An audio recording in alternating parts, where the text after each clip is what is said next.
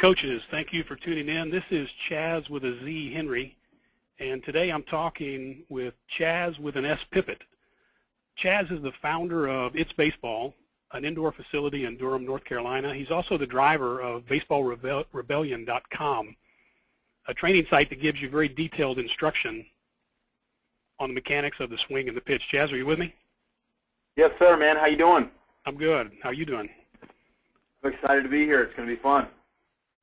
Coaches, Chaz gives private lessons, and in fact, he keeps count, and he's given over 11,000 lessons up there in the Bull City.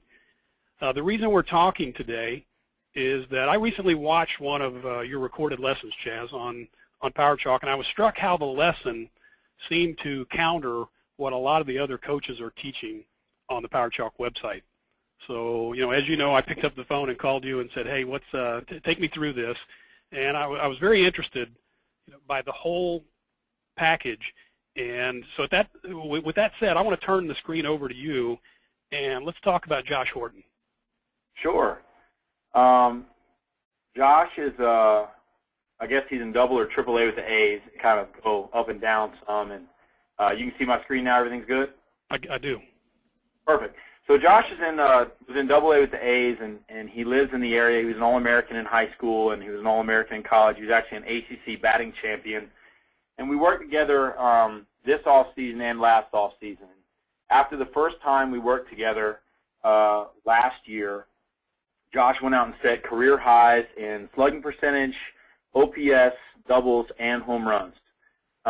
He was also voted an organizational all-star by MILB.com for the first time in his career. He was promoted to AAA and was a part of their playoff run. So Josh obviously got some good results, and I read an article detailing the successes and the failures of our work at BaseballRebellion.com. But he also set a career high in strikeouts. So a lot of the changes that we made last offseason, they worked. They gave him more power. He was accelerating the bat in the zone a lot better. But we really made some significant changes this year to help him adjust to off-speed pitches and help him adjust basically so he just hit the ball more often. If he would have just literally hit the ball fair 40 more times last year, he would have been over a 300 hitter. He probably would have got to double digits home runs. He would have had over 30 doubles for the first time in his career. So all he really had to do was make a little bit better contact. And he did hit 280 last year, even with all the extra strikeouts. So this was the swing that Josh had when he came in to the building after this past season, okay? So this was sometime in December. No, I think this is the one you had on the left side of the lesson that I watched. Is that correct? I believe so, yes. Because I looked at that video and I said, what's wrong with this swing? I mean, yeah, to me, and these are the you're mechanics. exactly right. I mean, most traditional coaches would love this swing, and we're going to go through it really briefly here. This film is shot in 120 frames a second, so it's going to be very slow.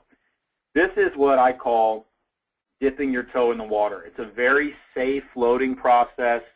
Kind of hands go, up and back, and the foot reaches forward, and then you touch the ground right there with your toe.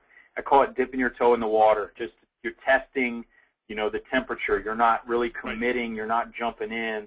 You're hoping to get a hit. That's what this swing tells me, okay? Right, and toe touch. So when I see, go ahead. Toe touch to a lot of the coaches. A toe touch, exactly. So there's his toe touch right here. And what you're going to see from here is he's trying to get his hips cleared. He's trying to get his front foot open. Again, a lot of coaches teach to really keep that front foot closed. What you're going to see is really nice movement in his upper body. So the distance here, from his hands to his shoulder is something we talked a lot about, how we didn't really want that to change. Josh was really, really bad when he first came here a year ago about driving his knob forward, okay? And what you're going to see here, it's not a hand movement. It's more of a shoulder turn that's moving his body. So the barrel's actually going to accelerate this way into the zone, okay? It's not going to accelerate at the ball, okay? So a lot of coaches would say that that's a long swing. But here's what's really interesting. If I draw a line from where his barrel starts, okay, to contact, that's actually going to be a longer line than if I draw to in the way of the ball. So one of the things that we teach all our professionals and all our young kids is you're not trying to hit a baseball at one point, okay? You're trying to be able to hit lots of balls on a long area of points. So this allows you to have better opportunity to avoid failure, which was one of the things that really was confusing to us about why he did strike out so much more, okay?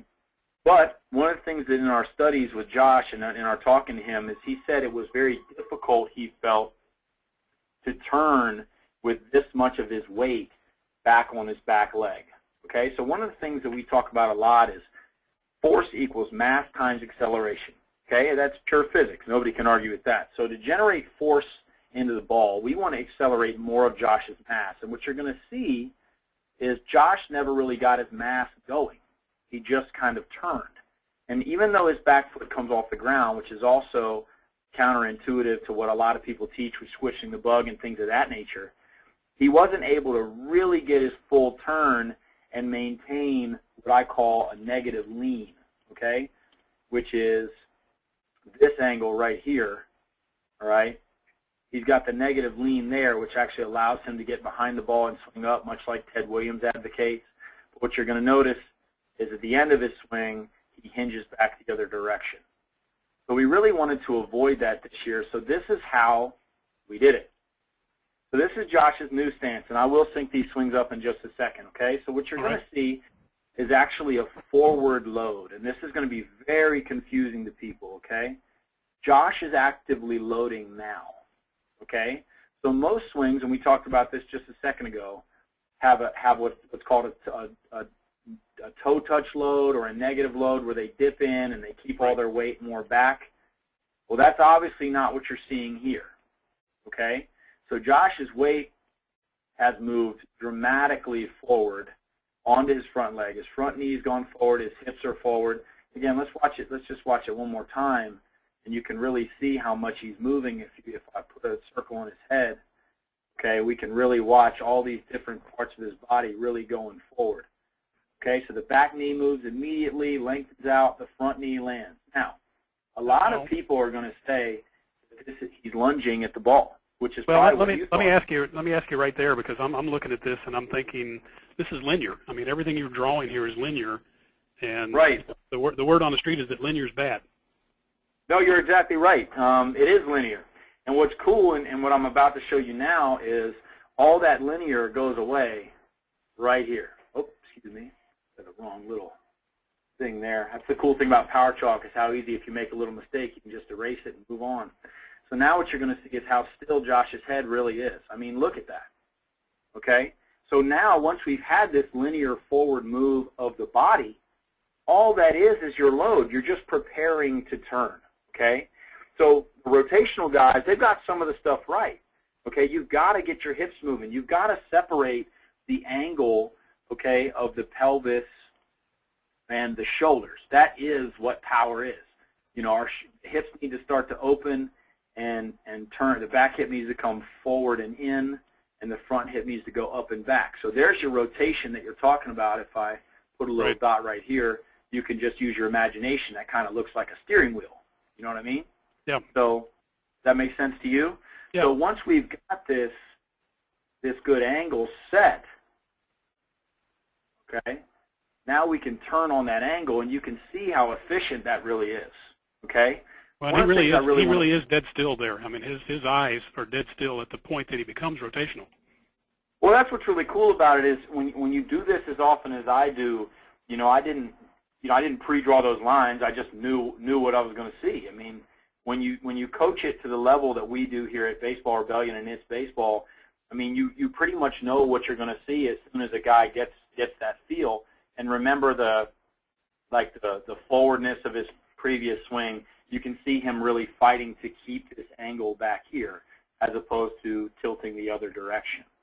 Is there anything else you wanted to touch on with this swing? I do want everybody to notice really quickly two more things before I move on, because a lot of people are probably going to say, well, how does that swing apply to like a high school kid, or how does that swing apply to a little kid? Because Josh is a professional athlete. Not everybody's going to get drafted in the second round, okay? But our theory here at Baseball Rebellion is that little kids and high school kids can learn this pattern, and they can learn it extremely early. But what I want everybody to understand is when he gets to his front leg, okay, his front knee is going to drive back. That's actually what drives his front hip up and back, and that helps his back hip come in and forward. Now watch this back foot here. You're really going to see the back foot move forward and up off the ground, but what people don't really realize is he's not using his leg to do that. This is a turn-driven swing, and the pelvis is turning, and that's what's moving his back foot. So there's no hip flexor. There's no pushing off the back leg. If anything, he's falling. He's falling forward in his load, which you're going to see here. There's no driving. There's no pushing. He's just allowing gravity to be his consistency. When you have gravity as your consistency, you can relax into the swing. If anybody's ever watched an NBA dunk contest, you're going to see that one last power dribble and then a relaxing downward fall before they spring up. There's no reason anything that athletic shouldn't be applicable in all types of skill-driven sports, like even golf and baseball. Okay. That's interesting. Let me ask you this: when you talk about him using gravity and falling forward, I notice in order to make that linear move that you're showing us, he's not taking a Bryce Harper. He's not loading, that front leg or hiking that front leg up and driving it.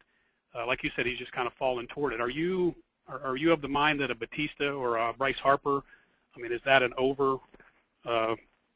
an overstatement of that move? Well, a lot of guys have leg kicks for timing issues, and I'm about to get into Batista right now. It's funny you bring him up. Batista is a guy that is one of my favorite hitters that I've ever worked with.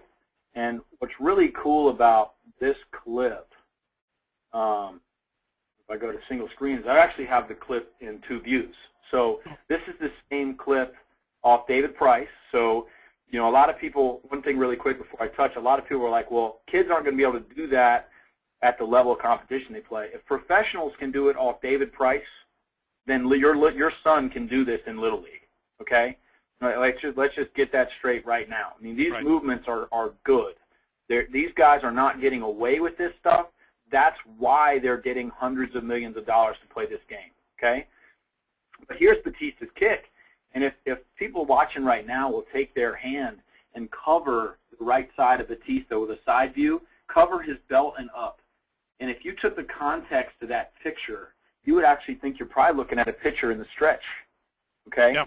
Yeah. So there's the leg kick you're talking about, but Batista uses this more as a timing mechanism because what you're going to see is that same falling action. The back foot never gets on on this side of the back knee never gets over here to the left of his back foot. You're going to see his back knee drive forward, and you're going to see that same soft landing that you saw with Josh.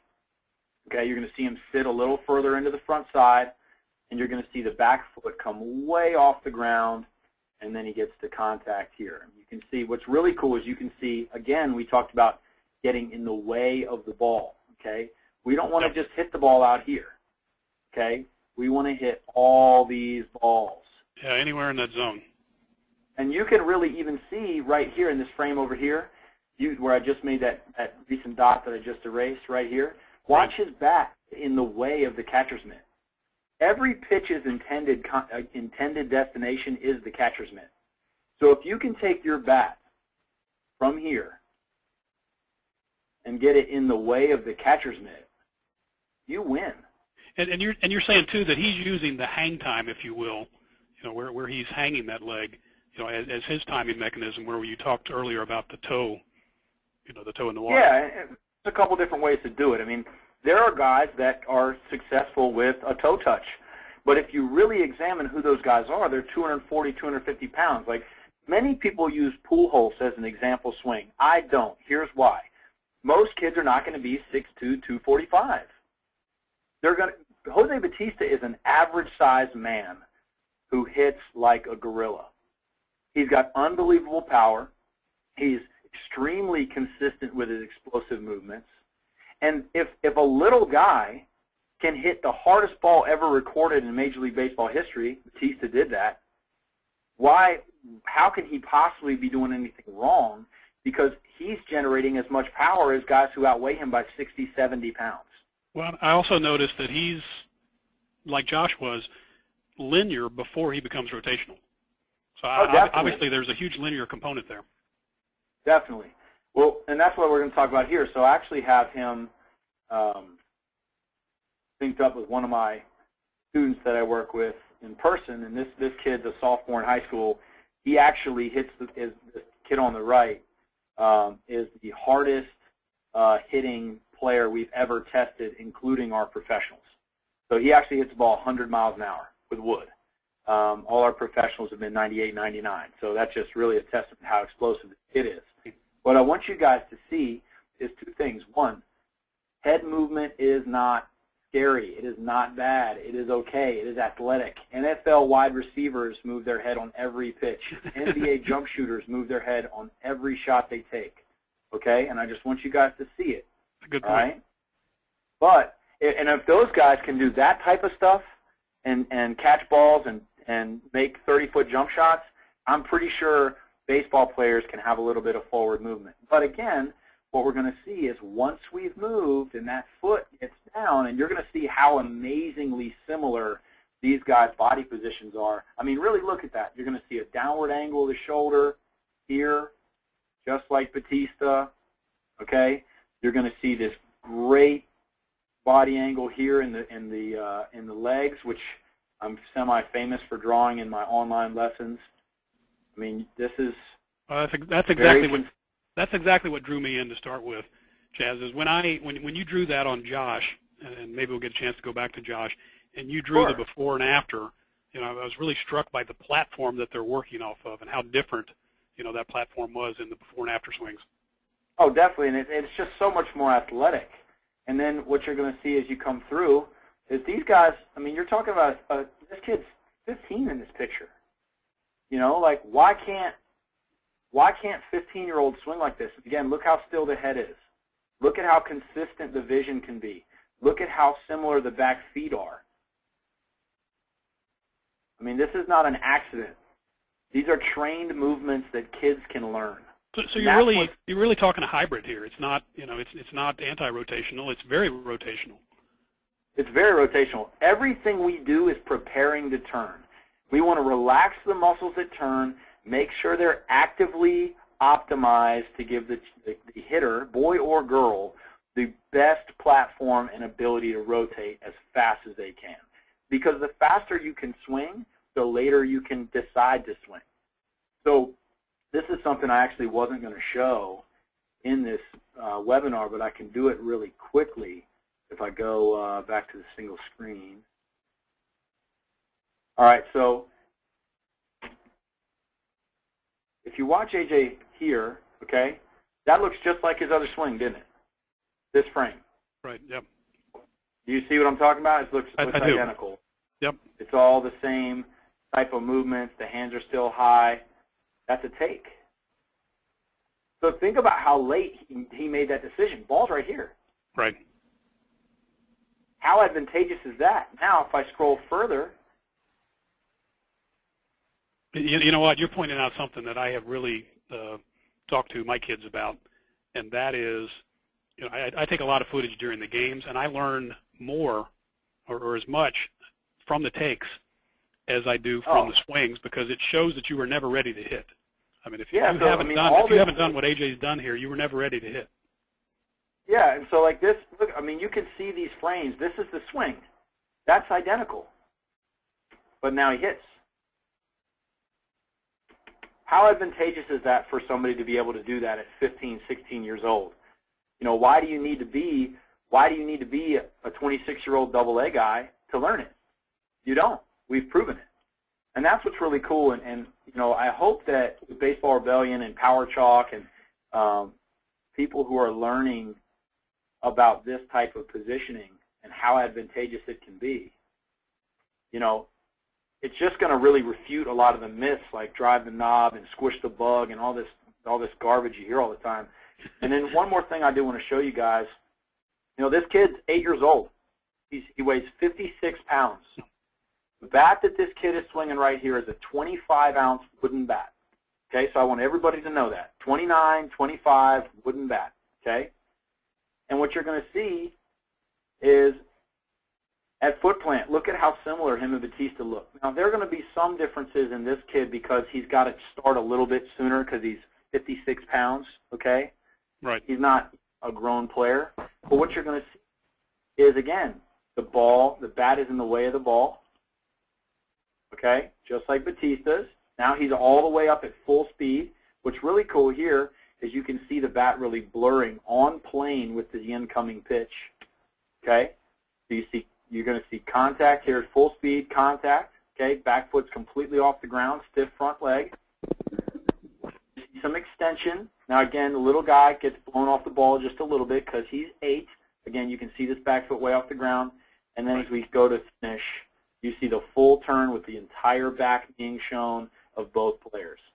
And when you see an 8-year-old do this, and what's really cool about Aiden is he is one of 2 players in our program who actually hits the ball harder than his weight. He hits the ball 57, he weighs 56.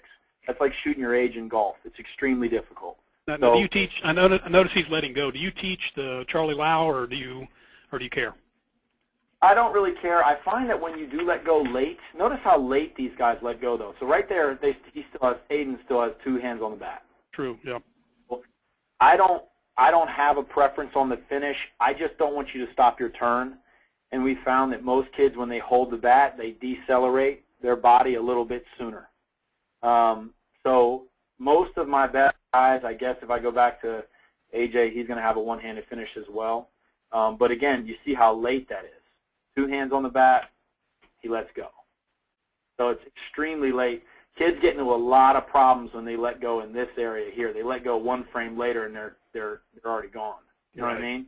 Right. So you just got to make sure they're holding the bat like all the way through to where, I mean, once you get to this part of the swing, you're just finishing, decelerating, and preparing to run.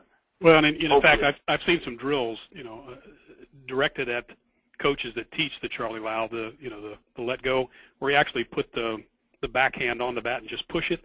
And I think that may actually teach the wrong thing, what you're talking about, which is letting go too soon. I completely agree. If you're using your hands to swing the bat and you're not, anybody that uses their hands to swing, and if that's a verbal, we don't even say the word hand. We say hand is a 4-letter word in our facility. So we don't say it. And the reason we don't say it is kids immediately, when you say hands, they use arms. And if you'll watch, if I go single screen here, if you really watch Aiden, you're going to see a turn-driven swing and a thrusting movement of the hips here. And he's able to activate all of these muscles, his external obliques, his abdomen, his lower back. He's getting thoracic extension in his spine up here. I mean, he is not pushing. He is falling and relaxing into a great swing, and then you're going to see his front leg just drive back super hard.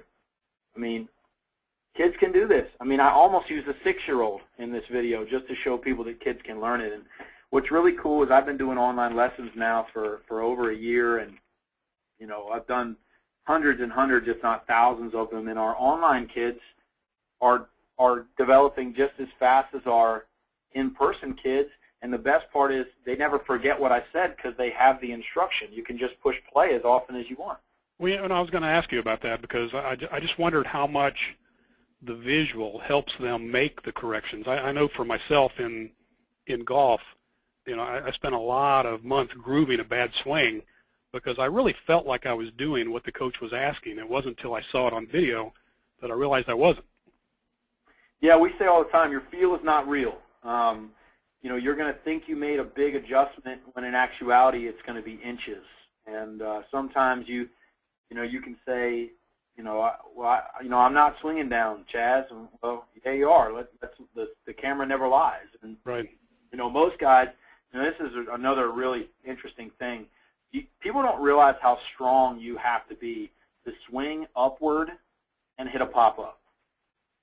It's almost impossible. Almost every time when a ball gets hit, on this type of trajectory or like an infield fly, it's never because the guy dropped his barrel and swung up in this fashion. It's almost always they they shot their hands forward and they filleted the baseball. And when you cut the bottom of the ball like that, that's when you get the upward trajectory. And so a lot of people they're very afraid of this upward swing, but I can't find evidence of downward swings in professional baseball games, except when guys are fooled. When you're talking about doubles and hard hit singles, even Ichiro gets his bat on plane. I wrote an article on Baseball Rebellion about the back tee drill where, a lot of people will, they'll set a big back tee up high back here, and they'll have the kids swing over that tee in order to hit this ball. And what you're going to see is you're going to crush the tee. So if pros can't do it, right, why are we practicing it? And even some of these guys, Josh Hamilton talks all the time about how he wants to feel his hands, he wants to swing down and stuff like that. And, he can overcome that type of coaching, but your son or daughter probably can't. Well, that's interesting. Let me ask you one other question. So in order to get to these mechanics, so you've got some mechanics that are ideal, and it sounds like you adjust them, for the player and for the age. Definitely. Is there a swing thought? My coach, again, just to throw the golf in there, gave me swing thoughts and said, Chaz, you only get one. You can't be thinking about this and this and this. Do you adjust that swing thought? Think about the hip. I know you said you de-emphasize the hands, or is that just, or do you vary that based on what the mechanics that person needs to adjust? It's really based on how long they've been in the program and what their initial athletic potential is right then. So if I get a 10-year-old who's had no instruction at all, we're going to de-emphasize not only hands, we're going to de-emphasize even hitting the ball. We sometimes do entire lessons without hitting here. And even online where kids they'll join our program and I'll say, well, hitting's not the problem because you hit the ball just fine. You just hit it weakly. You touch the ball well. You don't smash the ball. The only way to perform better is to move better. So we emphasize all this setting of the back leg angle, which is what Josh is doing here. His back leg lengthens. It's straight here, and then he just sets it and lets it go inward. He sets it and forgets it. And so his back leg angle is just doing all that movement for him. So there's his, I guess, finish angle there before he goes into the drive motion, the pull motion of the abs. But so for Josh, we talked most about the movement for like a month and a half. And then from there, we talked completely about vision and barrel accuracy. So when I say vision, I'm talking about you can see his head turned down and in. So he's forward looking at me here, and then you can actually see his head turned down and in right there. And then he stays there until his shoulder actually moves him out. So Josh's swing thought is going to be a lot different than AJ's swing thought or than Aiden's swing thought. Aiden's thought is, man, go have fun and play a game. You're 8. We're doing our work now, and then you just use the swing that you brought to the game. Don't try to analyze every little thing. And we got to train the parents too. You see the parents in the background. I mean, your parents can pay a ton of money for lessons, and then the kid, they can put a lot of pressure on the kid. Like, hey, man, we spent $500 on lessons. You need to get some hits. We train the parents too, just to say like really calming, relaxing things to the kids so they can go out and have fun.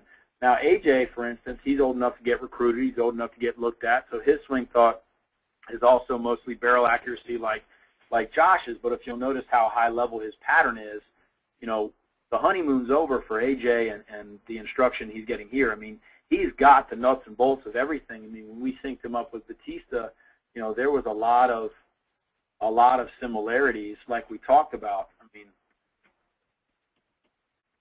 hey, do me a favor. We're getting close to the end here. Do me a favor, and let's draw your famous skeleton. I know you draw skeletons on top of all these players of Josh at the extreme position, side by side in the split screen, because we've looked at him from, we've looked at both swings, and again, this is what in the video that I watched kind of struck me as, because you can almost at the finish points, look at these as very similar swings. And so what I'm going to do is I'll draw the starting skeleton. And this is where it got very dramatic for me. All right, so obviously that's very different. Right. And I'm going to change colors here. Again, this is the beauty of PowerChalk. It's just the adjustability. There's foot plant for both of them. All right, so foot plant will be pink. Or this is what I call foot plant. People are going to have different terminologies. Well, that's already dramatic because you can see he was, not linear at all. Yeah, I mean, there's just and not much movement there. And then when we go to the finish, I'll change it again.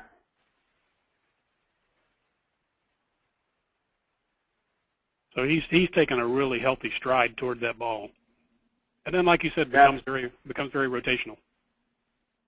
Definitely, and then you're going to see this type of a move there, and it's going to be kind of close at the end. I mean, Josh is a good player. I mean, yeah. Well, and you're right too about that finish. AAA guy. I mean, he can do it, but I mean, these skeletons match so much more closely with what the guys Josh wants to be and these little kids want to be are doing.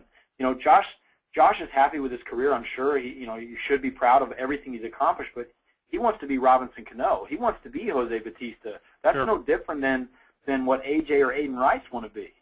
Well, that finish position is dramatic. I mean, like you said, he's in one clearly leaning forward and the other still back. Yeah, and people talk about and it's funny you said the word stay back. Staying back happens here. His hands are back. He hasn't committed. Right. This is staying back. Okay? Most people think this is staying back. The toe touch point, that's what's dangerous about it because then you have to push and you have to commit so much earlier because you're using slow pushing muscles instead of fast adjustable turning muscles. Chaz, this is good stuff. Hey, we could talk all day about this, but the clock tells me that it's time to get back to work. I'm going to take the screen back from you. Go for it. And coaches, thanks for getting on the call today. Players, if you're on the call and you'd like to have a lesson from Chaz Pippitt, you can submit a video and buy a lesson online. You can find his PowerChalk Pro page with a Get a Lesson button on that page at powerchalk.com/itsbaseball. Coaches, if you're not using PowerChalk for paid lessons, then you can go to powerchalk.com. Get started by just grabbing a free account. Everybody who's on the call, thanks for tuning in, and we hope to see you on the next session. Chaz, thanks for your time. Hey, thanks so much. I'll talk to you soon. Bye-bye. Bye now.